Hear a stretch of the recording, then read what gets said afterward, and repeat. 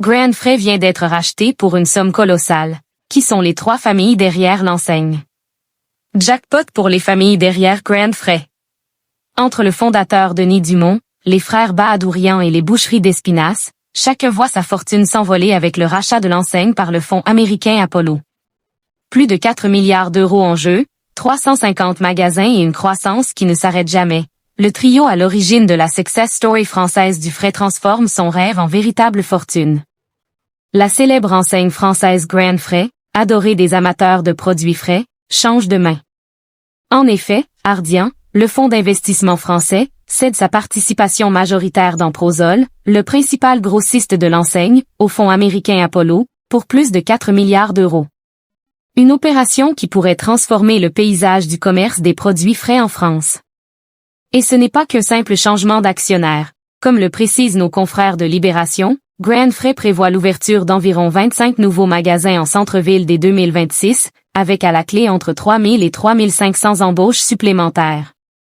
Aujourd'hui, l'enseigne compte déjà quelques 10 000 employés et travaille avec 2 300 fournisseurs. Derrière cette success story, il y a Denis Dumont, créateur du concept en 1992 et désormais classé 182e fortune de France avec 700 millions d'euros de patrimoine géré depuis la Suisse. Il a imaginé des magasins mêlant le charme d'une halle de marché à la praticité d'un supermarché, avec des rayons spécialisés pour les fruits, légumes, fromages, poissons et viandes. La structure du groupe reste un véritable casse-tête. Chaque magasin est un groupement d'intérêt économique, GIE, réunissant Prozol et les sociétés partenaires, dont le groupe Euro Ethnic Foods, EF, des frères Bahadourian et les boucheries lyonnaises d'Espinasse, comme le rappelle le site laminutriche.com.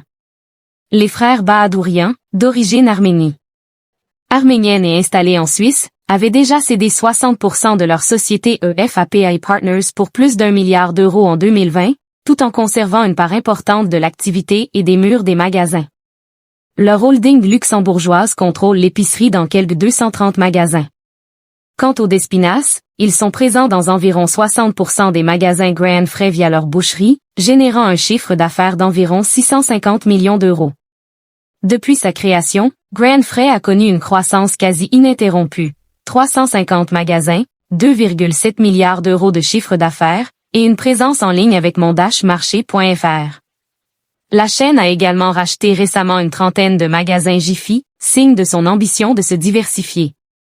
Pour l'État français, la vente à un fonds américain est suivie de près dans le cadre de la souveraineté alimentaire.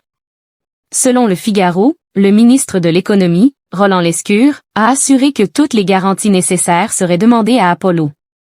Si tout se passe comme prévu, cette opération pourrait marquer une nouvelle étape pour Grand Frais, plus de magasins, plus d'emplois, et toujours plus de fruits et légumes pour les Français.